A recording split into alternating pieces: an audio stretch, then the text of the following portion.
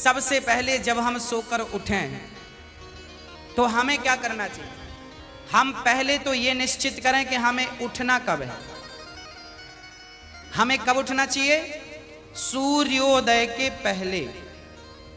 सूर्य उदय के पहले जो लोग उठ जाते हैं, जिस घर के लोग उठते हैं, कहते हैं सूर्य उदय के पहले आपके घर में झाड़ू लग जाए, आपका मेन गेट खुल जाए, खिड़कियां खुल जाएं और सूर्य का पहला प्रकाश यदि आपके घर पे आया, तब तो आपके घर में सुख शांति और समृद्धि की कभी कमी हो नहीं सकती। जीवन में दुख वो लोग पाते हैं जिनके 7 बज गए, सूर्य भगवान आ गए, अभी तक दरवाजा नहीं खुले, खिड़कियां नहीं खुली, सो रहे हैं, राक्षस राज अभी सो रहे हैं।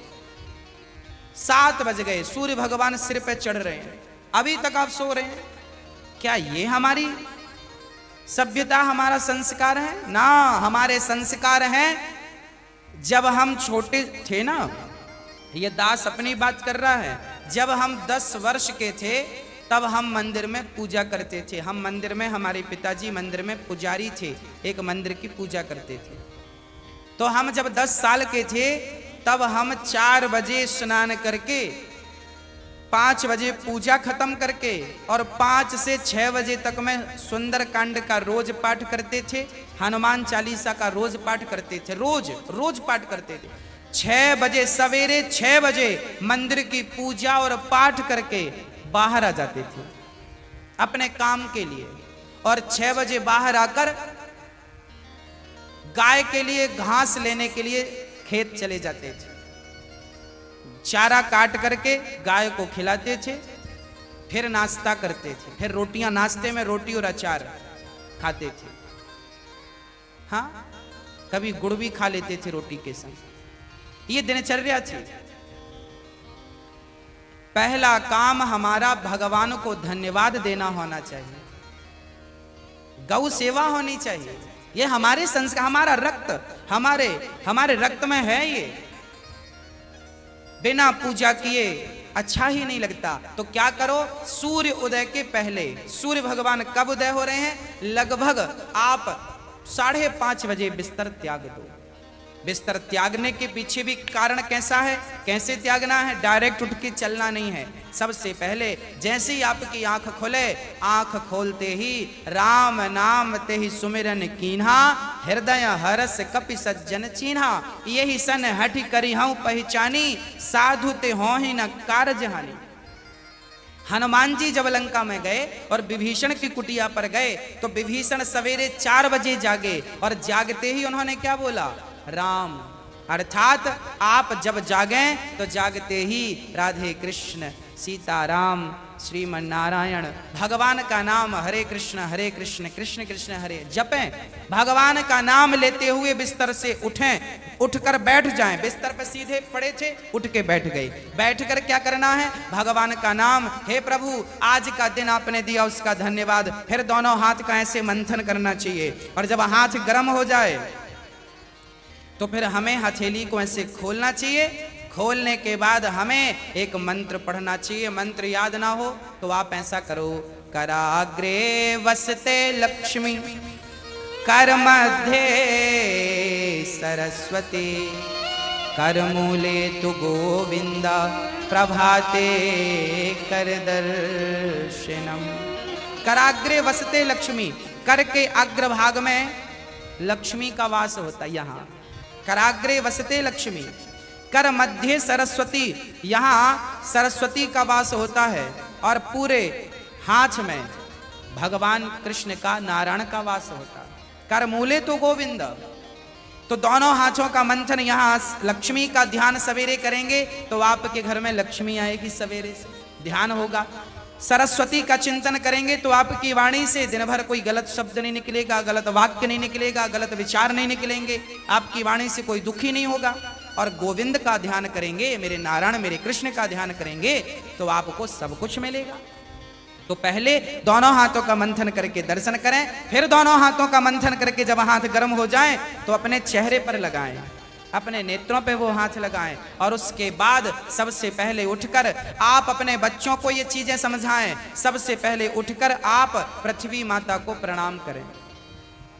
पृथ्वी माता को, हे पृथ्वी माता आपका धन्यवाद, आपने हमें एक अवसर दिया है। आपके ऊपर हम कितना पाप करते हैं, हाँ, मलमूत्र जैसी गंदगी त्यागने के लिए हम मजबूर हैं। माँ हमें क्षमा करना, पृथ्वी माँ को प्रणाम करना चाहिए। उसके बाद आप अपना पांव बिस्तर के नीचे रखें, हाँ, उसके बाद बिस्तर के नीचे पांव रखें और सबसे पहले सवेरे बढ़िया सा पानी पेट भर के पीना चाहिए। मैं थोड़ा स्वास्थ्य की बात भी आपके लिए कर दूं। बच्चों को तो जानकर रात के तांबे का बर्तन, जानते हैं, कॉपर, तांबे के लोटे में धुलकर पानी भर दो, उसे ढक दो और वही तांबे के बर्तन में जो रात भर से पानी पड़ा था उस पानी को सवेरे बच्चों को पिलाओ। वो तांबे के पात्र का जब पानी बच्चे पिएंगे तो वो बच्चों की बुद्धि प्रखर होगी, बच्चे प्रखर बुद्धि वाले होंगे। यदि आपके घर में चांदी का सिक्का है तो आप लोटे पर चांदी का सिक्का भी डाल सकते हैं, नहीं है तो कोई बात नहीं। चांदी का सिक्का जब लोटे पे डालेंगे और उसमें पानी भरेंगे, पानी का स्पर्श चांदी और तांबे से जब होता है तो पानी शुद्ध हो जाता है, पानी के दोष समाप्त हो जाते हैं और पानी की शक्ति बढ़ जाती है। अरे फिल्टर करने वाली मशीनें जो आपने घर में लगवा रखी हैं, आरओ, ये क्या करते हैं, ये पानी वेग से जाता है, टकराता है, टकराने से पानी की शक्ति घटती और बढ़ती है। सबसे ज्यादा शक्तिशाली पानी कौन सा? झरने का पानी। गंगा का पानी शक्तिशाली क्यों है? क्योंकि वो हजारों किलोमीटर की यात्रा करता है, पानी पत्थर से टकराता है, उसकी शक्ति बढ़ जाती है।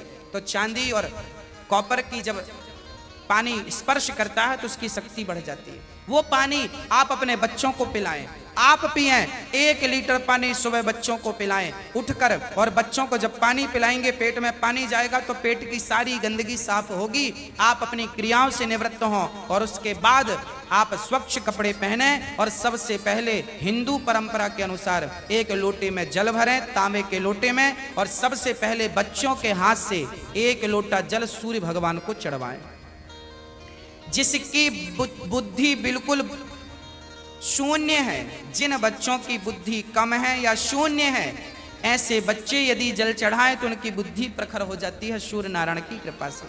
आप सभी बच्चों को, हम सब हिंदुओं को, चाहे वो स्त्री हो या पुरुष हो, बालक हो या बालिका हो, सबको सूर्य भगवान को जल चढ़ाना चाहिए। कैसे चढ़ाएं? ओम सूर्याय नमः, आदित्याय नमः, भौमाय नमः, खगाय नमः, भास्कराय नमः। सूर्य भगवान के 12 नाम आप ले लीजिए और जल चढ़ाइए, सूर्य भगवान को प्रणाम कीजिए, खड़े खड़े 7 बार घूम जाइए, प्रदक्षिणा कीजिए। सूर्य भगवान की 7 परिक्रमा होती हैं, 7 प्रदक्षिणा कीजिए सूर्य भगवान की। और उसके बाद यदि आप पति पत्नी में कोई खटापटी चल रही है, झगड़ा चल रहा है, तो आप भी जल चढ़ाएं सूर्य भगवान को, पर उसमें आप थोड़ा सा गुड़ डाल लें, गुड़, मीठा पानी। जब मीठा जल चढ़ाएंगे सूर्य भगवान को तो आपके रिश्तों में मिठास बनी रहेगी। और मैं आपको बता दूं कि आप अपने बच्चों को जो जल चढ़वाएं वो सादा जल ना चढ़वाएं, उसमें थोड़ी कुमकुम डाल लो, रोली लाल कर लो पानी को, लाल पानी सूर्य भगवान को चढ़ाओ, रंगीन पानी सूर्य भगवान को, या चंदन घिस के डाल लो, एक केसर का पत्ता डाल लो, ऐसा रंगीन पानी जब सूर्य भगवान को चढ़ाएंगे तो आपके जीवन में भी नाना प्रकार के भक्ति के रंग, प्रेम के रंग, ज्ञान के रंग चढ़ेंगे। हाँ, तो सूर्य भगवान को प्रणाम करो। उसके बाद आप अपने घर से, जो आपके मंदिर हैं घर पे, ठाकुर जी को बढ़िया पूजन करो, एक थाली साफ करो, थाली में बढ़िया सा एक स्टार बनाओ, चंदन का स्टार बनाओ, चंदन से स्टार बनाओ, उस स्टार, चंदन से स्टार बनाकर बीच में ओम ओम ओम लिखना चाहिए। और फिर जो खंड बचेंगे ना, स्टार बनाएंगे तो बीच में ओम लिखेंगे, आजू बाजू जो खंड बचेंगे उनमें आपको लिखना है, या तो आप लिखें श्री राधा कृष्णाभ्याम नमः, या तो आप लिखें श्रीमन नारायण, है ना, आपके जो भी इष्ट हैं उनका नाम लिखें। श्री राधा, एक खंड में लिखें श्री, फिर एक में रा, फिर धा, फिर राधा हो गया, फिर श्री कृष्णाभ्याम नमः ऐसा लिखें। श्री सीतारामाभ्याम नमः भी लिख सकते हैं। ऐसा लिख के फिर लड्डू गोपाल जी को उस पर बिठाओ। ठाकुर जी आपके घर पे होंगे ना, लड्डू गोपाल जी, आपने जब वो स्टार पर ये सब बना लिया तो वो यंत्र बन जाता है। उस यंत्र को जल डालकर पहले प्रणाम कीजिए, जल डाल के प्रणाम करके फिर उसे आप प्रेम से प्रणाम कीजिए और प्रणाम करके फिर ठाकुर जी को बिठाइए। ऐसे देखिए टीवी पे दिख रहा है, ऐसे आपको बनाना है। ऐसे आपको बना के ओम, फिर उसमें तुलसी का पत्ता चढ़ाइए लिख करके सब में, और फिर उसको प्रणाम कीजिए, जल चढ़ाइए, तुलसी चढ़ाइए। ये एक यंत्र बन गया और इसे प्रणाम कीजिए। फिर इसके ऊपर ठाकुर जी को बिठाइए, गोविंद को बिठाइए, बिहारी जी को बिठाइए और बिठाकर फिर उन्हें स्नान कराइए। प्रेम से स्नान कराइए। कैसे स्नान कराएं? ऐसे स्नान कराएं और बोलते रहिए श्रीमन नारायण नारायण नारायण। कुछ नहीं आए तो नारायण नारायण कीर्तन करते श्रीमन नारायण नारायण। ऐसे जल चढ़ाओ। जल चढ़ाने के बाद भगवान को अपनी गोद पर बिठाओ।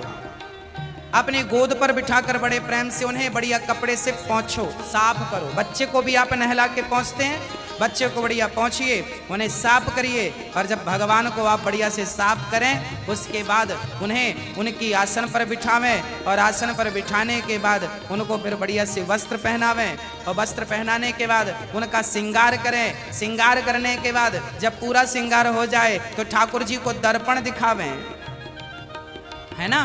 फिर भगवान जी को दर्पण, आप लोग भी दर्पण देखते हैं कि नहीं? ऐसे ही ठाकुर जी को दर्पण दिखाना चाहिए। प्रभु देखिए आज दास ने आपका ऐसे श्रृंगार किया है, ये आपका श्रृंगार है, ऐसे दर्पण दिखाओ भगवान को। हाँ, भगवान को बढ़िया सा दर्पण दिखाओ। भगवान को दर्पण दिखाकर फिर उनको प्रणाम करो और प्रणाम करते हुए कहो त्वमेव माता। बोलो मेरे संग सभी लोग, बोलो त्वमेव माता च पिता त्वमेव त्वमेव बन्धुश्च सखा त्वमेव त्वमेव विद्या द्रविडं त्वमेव त्वमेव सर्वं मम देव देव।